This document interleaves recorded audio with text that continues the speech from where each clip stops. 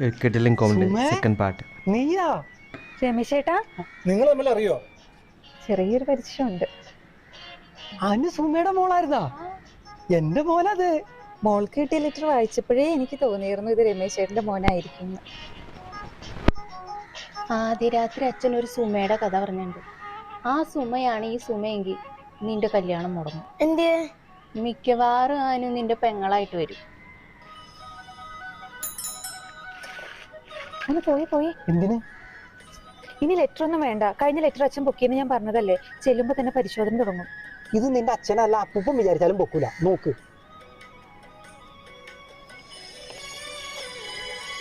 ഇതെന്നതാ? തെലുങ്കാ? ഇത് വേറെ ലിപിയ.